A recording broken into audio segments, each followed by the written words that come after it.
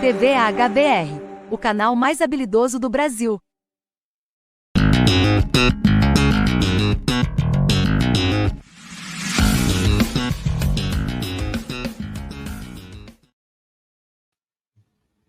Olá, mais um programa do Movimento Igreja em Saída. Hoje com o professor Rafael aqui para conversar um pouco conosco sobre o Movimento Igreja em Saída. Esse é o 6º episódio dessa série que está tratando de mostrar para vocês o que é o Movimento Igreja em Saída. Rafael, boa noite, seja bem-vindo. Olá, boa noite a todos e a todas. Muito oportuno e muito obrigado por estar aqui com vocês, Luiz. Espero contribuir alguma coisa. A gente pede a vocês que vão entrando, comentando por aí, fazendo suas perguntas, para que possam interagir conosco aqui nesse momento que nós iremos tratar do tema Para onde caminha a Igreja em Saída? Rafael, para onde caminha a Igreja em Saída? Isso é um debate muito interessante. Bom, como o tema mesmo já diz, não é? Uma igreja que está em saída, ela já não suporta mais ficar onde ela está. Então, ela caminha para qualquer canto, para qualquer lugar fora daquilo que a gente aprendeu e convencionou ou aceitou, não é? Uma igreja que reproduzia em muitos momentos a institucionalidade medieval, o clericalismo, a força que ela colocava nos dogmas, etc. Então, a partir do Vaticano II, mas em especial agora com o Papa Francisco, é uma igreja que caminha para as periferias físicas e existenciais. Não é? Portanto, é uma igreja que ela está em movimento. Eu acho que o principal argumento que se coloca aqui é exatamente dizer o seguinte: uma igreja em saída, ela está em movimento e em direção a se afastar daquilo que lhe prende, que lhe acrisola, que lhe transforma menor. Não é? Então, portanto, uma igreja em saída caminha para fora dos muros empoeirados, não é? Das portas empoeiradas, das portas travadas e das salas escuras, como dizia João 23. Uma igreja em saída, ela vai justamente em busca dos pobres. Aonde os pobres estiverem, uma igreja precisa estar. Quando a gente fala os pobres, a gente quer se referir essencialmente àquelas pessoas que foram marginalizadas, que são escandalizadas pelo sistema, não é? Portanto, também o pobre material, que são afetados pelo sistema de morte, que é o sistema econômico capitalista, no dizer de Francisco, mas também aquele pobre existencial, aquele pobre que de tudo que conseguiu acumular só foi dinheiro. Essa pessoa ela é muito pobre no sentido do espírito. Então, a Igreja em Saída quer também dialogar com essas pessoas. Rafael, aqui a gente tem as pessoas mandando um abraço, boa noite. Cadê minha mensagem aqui? Botar a câmera para focar nós dois, né? Eu queria saber de ti, quais são as expectativas, os próximos passos? A gente vai passando o meio do ano, como conseguir trazer pessoas para virem fazer parte da igreja, né? Desse movimento Igreja em Saída. Quais são as políticas que vocês adotam nas missas, nos encontros, que aproximam mais o movimento Igreja em Saída? Qual as políticas o movimento Igreja em Saída trabalha mais? É interessante, porque na prática, a Igreja em Saída ela é feita por católicos e para dialogar com, especialmente, os não católicos. Mas nós nos utilizamos da pedagogia da Eucaristia, das missas. Não é? Então, nesse momento em que a gente se utiliza dessa pedagogia, nós seguimos os ritos católicos. No entanto, nós queremos ganhar o debate público, alcançar a sociedade, e a gente entende que um dos principais elementos esse ano, por exemplo, para dialogar com a sociedade é exatamente trazer os temas que impactam na vida das pessoas. Por isso que nós não nos furtamos de dialogar, de celebrar a Eucaristia com todos e todas aquelas que são vítimas do sistema.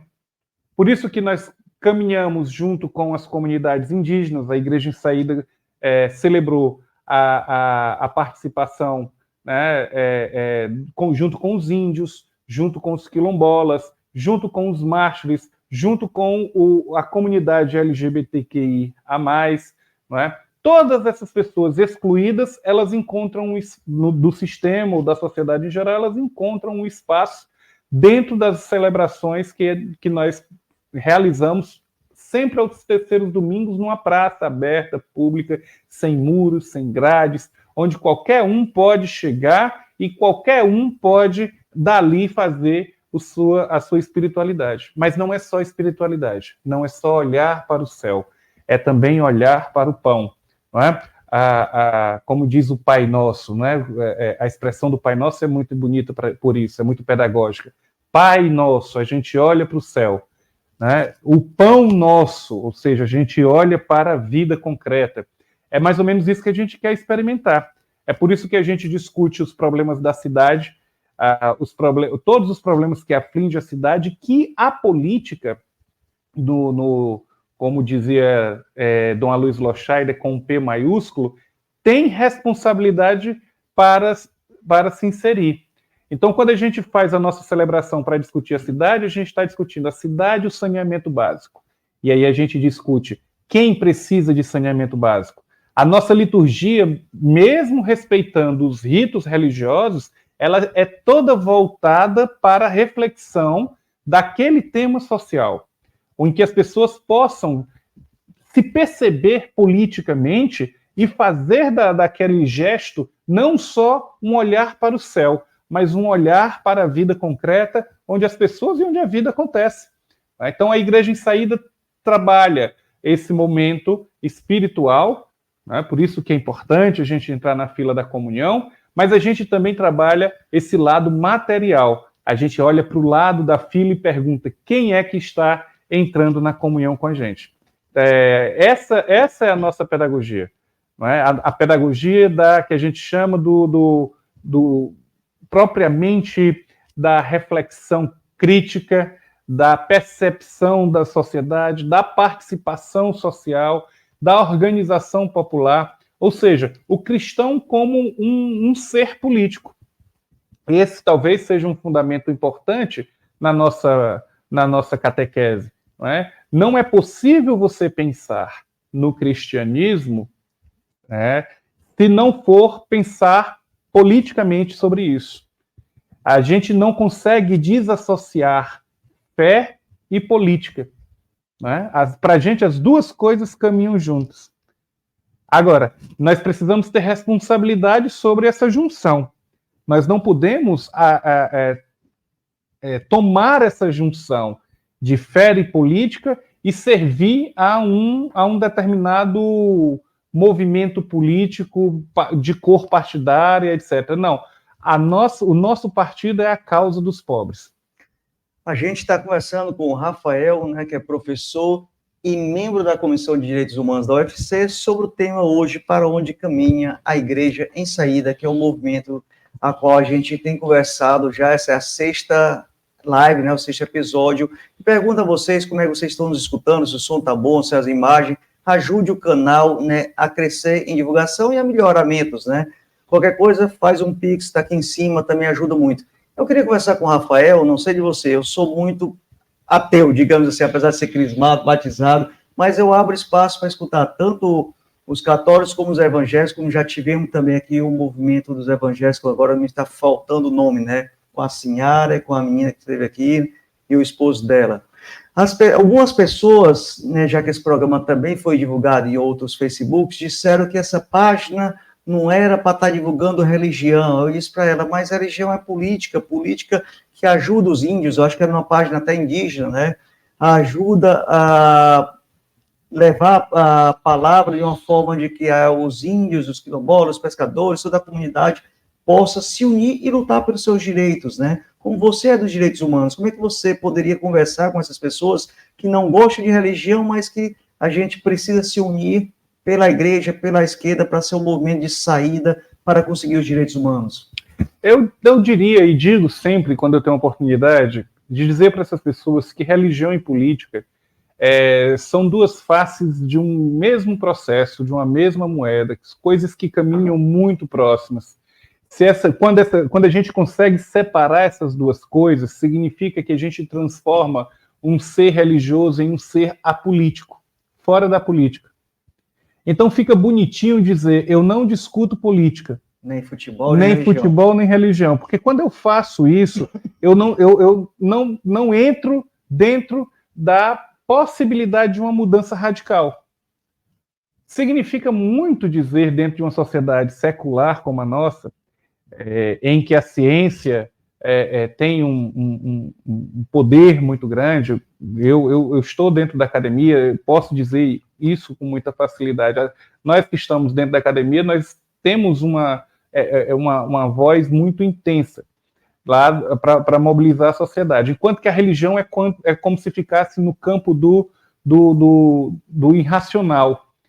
Não é? E por ficar no campo do irracional e do íntimo, ele não tem o direito de ser exposto para a sociedade. Ora, se religião e política não andassem sozinhos, Jesus tinha morrido, como diz Frei Beto, de uma queda de camelo. Não é? Ou então de um infarto do miocárdio. Comunidade, por que queda de camelo? A Frei Beto é que diz assim, olha, eu sou discípulo de um militante político. O Jesus não morreu de um infarto nem de uma queda de um camelo. Ele foi morto politicamente, foi assassinado. As ideias dele precisavam ser torturadas, né, porque incomodavam. Então, é dentro desse limite que nós precisamos nos colocar como cristãos políticos. Portanto, fé e religião são duas... Fé e política são duas dimensões da própria condição humana. Se eu não unir essas duas vertentes, eu não tenho condições de me colocar em plenitude na sociedade. Você diz que é ateu, por exemplo, não é? A gente precisa dialogar com toda a comunidade. Nos últimos tempos eu não tenho mais rezado, sabe? Mas, enfim, Nem da missa, só quando é sétimo dia. Muita gente fala que é ateu porque, na realidade, é uma crise que você tem com a institucionalidade, com aquele Deus que lhe apresentaram. Não é? Então, você perde a capacidade de acreditar naquele Deus que foi imposto pelos dogmas, pelas instituições, enfim, tudo aquilo que afastou a igreja. Não é? Mas, na prática, eu acho que nós não podemos ser ateus. O movimento Igreja em Saída ele não tem só a evangelização, como aquele show de Shalom, não, né? Na realidade, nós não temos aquilo. Não é? Quem quiser ver aquilo, procure outro espaço, tem toda a liberdade. Não é a nossa forma de se encontrar com Deus e com o povo. E como é a forma de se encontrar com Deus e com o povo? Eu acho que é essa expressão que eu acabei de colocar. Que a igreja trabalha nas missas dominicais que vocês? Olha, por exemplo, esse ano a gente escolheu 12 temas para discutir com a sociedade. Esses temas, eles estão diretamente associados com a crise das cidades. E por que a gente selecionou as cidades? Porque nós estamos vivendo já vivemos, um processo eleitoral de cidades, baseado nos municípios. Nas eleições municipais. Então, a nossa forma de influenciar nas eleições não é só escolhendo um candidato, ou escolhendo um político, ou escolhendo um partido. Isso é muito importante e todo mundo tem direito de fazer isso. Mas a nossa forma de influenciar a política é fazer com que as pessoas elas compreendam que aquele movimento de fé está diretamente associado com os seus problemas sociais.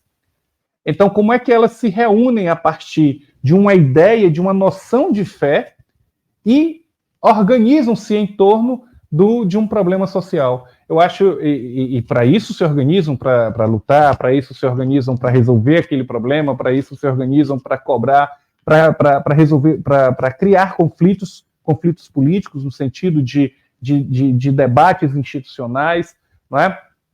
Quando conflito político, eu quero dizer, quando uma comunidade ela resolve se organizar e vai até uma prefeitura, por exemplo, para lutar por seus direitos. Ali, naturalmente, vai ter um conflito. não é? Um conflito de interesses entre o poder público e o poder comunitário. A partir daí vai nascer uma outra coisa, uma solução que seja, ou pelo menos a organização daquele povo. Isso é política, gente. E vocês trabalham isso nas missas, nas conversas que tem nas praças, e as pessoas estão entendendo, estão gostando, estão fazendo parte, estão divulgando? Eu espero que elas estejam entendendo. Gostando, elas estão. Não é? Porque a todo domingo, todo terceiro domingo, nós nos reunimos ali na Praça da Gentilândia, fica o convite, todo terceiro domingo, Praça da Gentilândia, pelas 9 da manhã.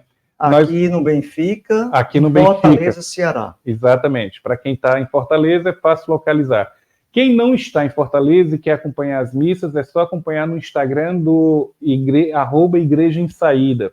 E lá as missas são transmitidas também por esse momento. São espaços em que a gente discute a cidade e também a gente torna o pobre protagonista da sua ação. Esse último domingo agora, nós discutimos os movimentos sociais.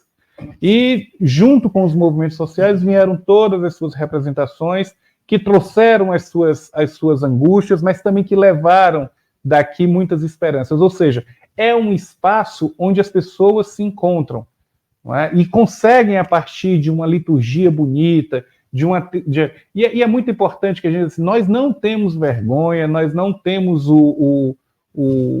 digamos assim, o pudor de não dizer quem somos. Nós somos uma igreja que se pauta sobre a teologia da libertação. Até porque nenhuma teologia não pode deixar de ser libertadora. Uhum.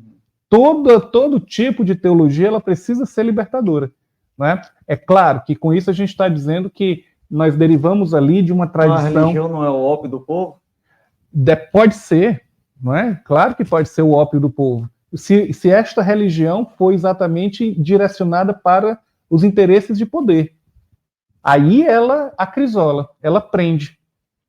Tá? Por exemplo, é o que acontece hoje muito com os nossos irmãos carismáticos, de diferentes matrizes religiosas, não é? Seja evangélicos, sejam até católicos. Essas pessoas elas são levadas, são conduzidas por uma narrativa falsa de cristianismo, que por trás disso existe um projeto político de poder, né? E aí sim, aí a religião se torna o ópio do povo, do homem, digamos assim. Não é? É aquela ideia do eu que crio a minha religião, a verdade, a única verdade passa pela minha religião. Se você aceita uma religião que condena, que maltrata, que exclui, essa religião é um ópio, não é? Se você aceita uma religião como um movimento político para reprodução do mal, do ódio, da escravização das pessoas, da condenação das pessoas, essa religião é um ópio. Então, portanto, a teologia serve para libertar tudo isso, para dizer que o centro do debate não é a religião, o centro do debate é Cristo. Onde é que está Cristo naquele processo? Ali nós devemos seguir. Acho que o grande movimento deve servir para isso. Né? Não deve servir aos dogmas, não deve servir aos príncipes, não deve servir a nenhum rei, deve servir à vida social das pessoas, à vida material das pessoas. Uma religião que nos preocupa com isso vai acabar justificando, por exemplo, a morte das pessoas lá na Palestina, por exemplo. Ou aqui dos gays, das lésbicas, dos travestis. Né? Das pessoas que passam fome no mundo todo, são milhões e milhões de pessoas. Então a gente queria ouvir, a quem deve servir a religião para vocês? Vocês que estão nos assistindo, que irão nos assistir, escrevam após, né, essa entrevista, esse bate-papo, aqui embaixo, deixe seu like e compartilhe com mais e mais pessoas. Rafael, para a gente concluir, eu queria que você dissesse quais são os próximos passos, né, os próximos encontros, alguma coisa que eu não perguntei que você acha de suma importância falar agora. Eu acho que o movimento Igreja em Saída, primeiro, o convite permanente, não é? Nós temos um convite permanente, que são os terceiros domingos de cada mês, às 9 da manhã, na Praça da Gentilândia. Ali, fazendo chuva, sol, haverá um movimento, uma celebração eucarística sempre pautada a partir de uma demanda social. Agora, essa semana, nós temos um encontro muito interessante. Nós vamos estar recebendo o Frei Beto. Aonde? Na sede da DUFSE, pelas 17 horas, na quinta-feira. Quinta-feira, agora, 17 horas. No dia 6 de agosto, no auditório do... Dia 1º de agosto. Isso, no dia 1º, Frei Beto. No dia 6 de agosto, no Instituto Federal, no auditório do Instituto Federal, pelas 19 horas, nós vamos estar recebendo Hélio Gazda. É uma das grandes referências da teologia que está surgindo agora recentemente no Brasil. Hélio vai discutir com a gente a encíclica do Papa Fratelli Tutti. Mas isso é muito importante. E depois, na sequência, no dia 9 de agosto, nós vamos ter um momento com o Frei Henrique, o pastor Henrique Vieira. Estou aqui dando um spoiler de primeira mão, porque eu acabei de confirmar ali no telefone que ele vai estar com a gente. Deputado? O deputado federal Henrique Vieira vai estar com o movimento Igreja em Saída. E fique atento... Presencialmente? Presencialmente. Na DUFSE? Não. O pastor Henrique Vieira, a gente ainda vai confirmar o local. Fiquem atentos no Instagram do Igreja em Saída, que lá a gente vai divulgar o local. Mas certamente é no dia 9 às 14 horas da tarde. Então são 3 momentos que eu acho muito importante para que a gente possa levar, né, o movimento Igreja em Saída, que não é pastoral social, que não é pastoral, na realidade ele é um movimento, onde ele é feito, esse movimento é feito inclusive por várias pastorais que estão dentro da diocese. Mas nós somos um movimento, claro, não tem como negar, um movimento religioso, um movimento católico, apostólico, não é? Romano, seguidor do Papa Francisco. Não tem como negar isso. Mas o nosso foco é maior. O nosso foco é, a partir daí, seguir, não é? O foco de vocês é que nem o foco também do Padre Júlio, né? Ajudar o irmão a que passa fome, sair e viver com dignidade. O nosso foco é a justiça social. A justiça social, os direitos humanos para todos e para todas. Então, se você está nesse foco, vem para o movimento Igreja em Saída, busca lá Igreja em Saída no Instagram, nas redes sociais, divulga e venha participar dos eventos que acontecem aos terceiros domingos na Praça da Gentilândia e que vai acontecer dia 1º de agosto aqui na DUFSE, na Avenida da Universidade, e os outros também, como ele falou agora há pouco. Rafael, muito obrigado. Agradeço, boa noite, ou bom dia, ou boa tarde a quem for escutar depois. Uma satisfação imensa. Um abraço. Então, um abraço a todos e a todas, e a gente volta na próxima semana com o 7º programa Igreja em Saída. Se liga na TV do H, TV do Habilidoso, que tem outros programas semanalmente. Tchau, tchau e até o próximo programa.